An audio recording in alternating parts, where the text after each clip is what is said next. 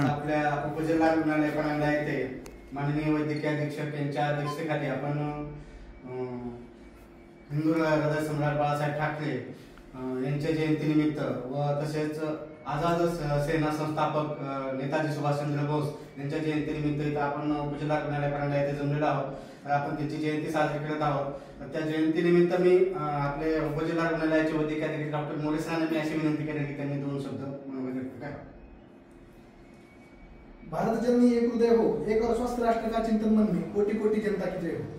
आज 23 जानेवारी रोजी आज उपजिल्हा रुग्णालय परांडा येथे माननीय वैद्यकीय अधीक्षक डॉक्टर विश्वेश कुलकर्णी सर यांच्या अध्यक्षतेखाली आम्ही नेताजी सुभाषचंद्र बोस आणि माननीय हिंदू हृदय सम्राट बाळासाहेब ठाकरे यांची जयंती साजरी करत आहोत. तर या प्रसंगी खरोखर अशा मोठ्या महान व्यक्तिमत्वांची जेव्हा आम्ही जयंती साजरी करतो तेव्हा त्या व्यक्तींचे भरपूर काही घेण्यासारख्या अशा गोष्टी असतात. तर त्या जर आम्ही आत्मसात केलो तर नक्कीच त्यांच्या पद्धतीने महान बनण्याचा आपण देखील एक प्रकारे पुढे पाऊल टाकू शकतो. ह्याच पद्धतीच्या त्यांच्या विचारांना विनम्र अभिवादन करण्यासाठी व त्यांचं काही राहिलेले जे काही काम असेल की अपुरे कार्य ते पूर्ण करण्यासाठी समाजामध्ये समत्व ममत्व एकत्व बंधुत्व निर्माण करण्यासाठी या व्यक्तींनी जे कार्य केलेलं आहे तर ते कार्याचा वसा घेऊन त्या पद्धतीने पुढे पाऊल टाकण्यासाठीचा हा खरा कार्यक्रम आज साजरा करून प्रत्येक भिन्न जशा पद्धतीने आपल्या संविधानामध्ये सांगितले की कुठलाही जात धर्मपंथ भेदभाव रहित आपला देश हा एकसंघ राहिला पाहिजे. त्या पद्धतीनेच जेव्हा स्वातंत्र्य काळामध्ये ब्रिटिशांना नाकामध्ये हैराण करून सोडणारे आपले नेताजी सुभाषचंद्र बोस यांनी जेव्हा परदेशामध्ये जे काही आपले युद्ध सैनिक बंदिस्त होते त्यांना मोकळं करून एक जहालमतवादी प्रमाणे इथे जे काही इंग्रजांनी अन्याय अत्याचार जे काही सुरू केला होता, जे काही आपला देश पारतंत्र्यामध्ये होता, पारतंत्र्यामध्ये तेव्हा श्वास घेताना काय त्रास असतो हे त्यांना माहिती आहे.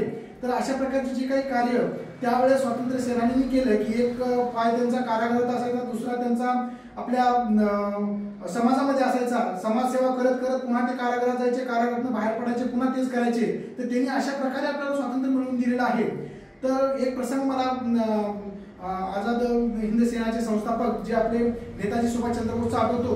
जेव्हा त्यांनी जपानमधून जे काही युद्ध सैनिक घेऊन ते दिल्लीकडे त्यांनी रवाना झाले होते आणि जाताना त्यांचा कदम कदम बढ़ाया जाए, खुशी की गीत गाया जाए, ये खून है कौम का, कौम पे लुटाया जाए, अशा प्रकारे तुम मुझे खून दो मैं तुम्हें आजादी दूंगा असे नारे लगत जेव्हा चालले होते तेव्हा काही इंग्रज अधिकाऱ्यांनी त्यांना बंदी बनवण्यासाठी त्यांच्यावर हल्ला केला. त्यावेळेस ते जात होते तर तेव्हा त्यांची जी काही जीप होती ती सुद्धा एखाद्या दलदलीमध्ये अडकली.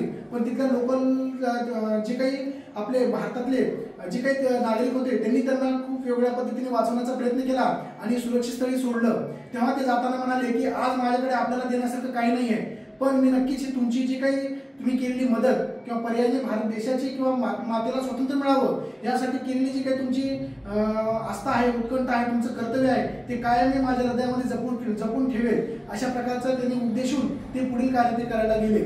आणि त्यानंतर बाळासाहेब ठाकरे जे आपले हिंदू हृदय सम्राट त्यांना मानलं जातं.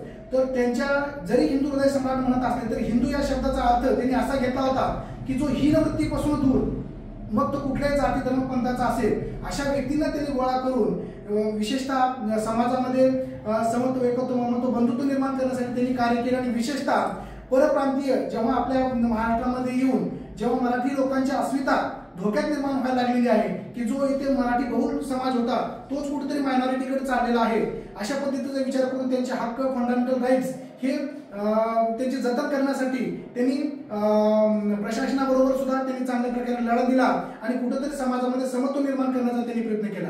त्या पद्धतीने आजच्या या जयंतीनिमित्त या दोन्ही महान हस्तींना पुन्हा एकदा विनम्र अभिवादन करतो आणि माझे 2 शब्द सांगतो. धन्यवाद सर. यानंतर